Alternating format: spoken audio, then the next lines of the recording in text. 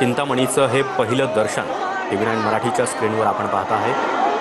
मुंबईच्या रस्त्यांवर उतरलेली ही तरुणाई, प्रचंड गर्दी आपल्याला या दृश्यांमधून पाहायला मिळते।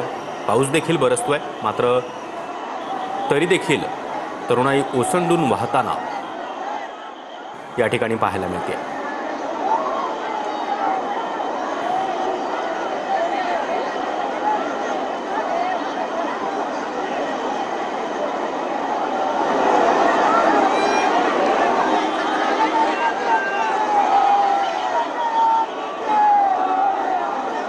या आगमन सोहळ्याला होणारी गर्दी लक्षात घेता प्रशासन देखील अलर्ट मोडवर आहे। रुग्णवाहिकांची सुविधा देखील करण्यात आलेली आहे। त्याचबरोबर तगडा पोलीस बंदोबस्त देखील संपूर्ण परिसरामध्ये तैनात आहे।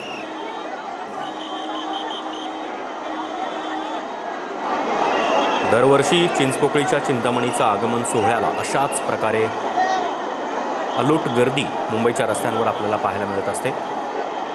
गणेशोत्सवाचं एक आकर्षण म्हणून या आगमन सोहळ्याकडे पाहिलं जातं। चिंचपोकळीच्या चिंतामणीची स्थापना 1920 मध्ये झाली। मानाचा गणपती अशी या गणपती बाप्पाची ओळख आहे। सिंहासनावर विराजमान मूर्ती राजेशाही मराठा वैभवाचं एक प्रकारे प्रतिबिंब या गणेश मूर्तीमधून आपल्याला पाहायला मिळते। गणेश मूर्तीची उंची साधारणपणे 21 ते 22 फूट इतकी आहे आणि विशेष म्हणजे छत्रपती संभाजी महाराज यांच्या रूपामध्ये साकारण्यात आलेली ही गणेश मूर्ती आपल्या डोळ्यांचं पारणं फेडणारी अशी आहे।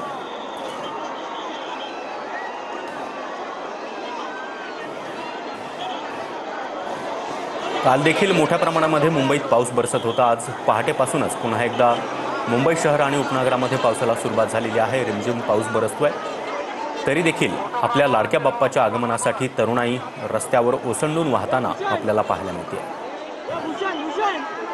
चिंचपोकळीच्या चिंतामणीचा हा आगमन सोहळा, या आगमन सोहळ्यासाठी मुंबई आणि परिसरातून मोठ्या संख्येनं भाविक दरवर्षी येत असतात। यावर्षी देखील अलोट अशी गर्दी या आगमन सोहळ्यानिमित्त आपण पाहू शकतो।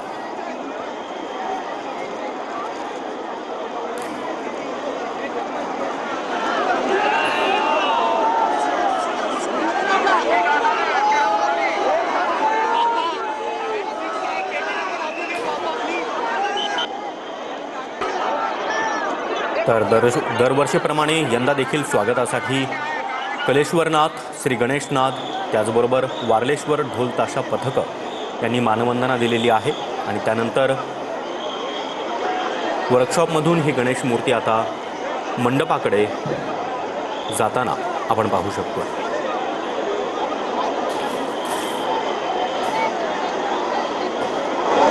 आकर्षक अशी ही गणेश मूर्ती आपण पाहतोय। तर दुसरे दृश्य आहेत या आगमन सोहळ्यासाठी जमलेली अशी ही अलोट गर्दी। छत्रपती संभाजी महाराजांच्या रूपामध्ये अतिशय मनमोहक आणि तितकीच रुबाबदार देखणी अशी ही मूर्ती आपण पाहतोय। जवळपास 21 ते 22 फूट उंच अशी ही गणेश मूर्ती।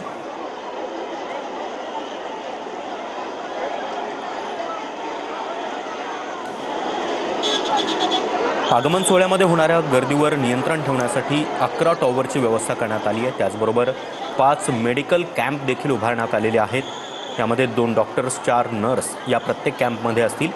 तसंच 7 ते 8 रुग्णवाहिका देखील या संपूर्ण आगमन सोहळ्यामध्ये असणार आहेत। गर्दीवर नियंत्रण ठेवण्यासाठी चिंतामणी मंडळाचे 600 कार्यकर्ते असतील। त्याचबरोबर 17 ऑगस्ट 2025 अर्थात भाविकांना दर्शन घेण्यासाठी परवानगी दिली जाणार आहे। भाविकांना सकाळी 6 ते दुपारी 2 आणि संध्याकाळी 4 ते रात्री 10 पर्यंत चिंतामणीचं दर्शन घेता येणार आहे।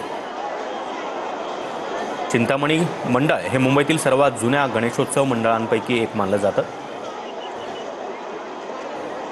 विशेष म्हणजे चिंतामणीचा बाप्पा हा आगमनाधीश अशा नावाने देखील ओळखला जातो। त्यामुळे सर्वच भक्तांना या गणपतीच्या आगमनाची चाहूल लागलेली असते।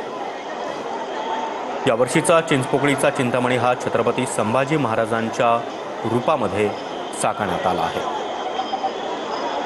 सिंहासनावर विराजमान असलेली मूर्ती राजेशाही मराठा वैभवाचं एक प्रकारे प्रतिबिंब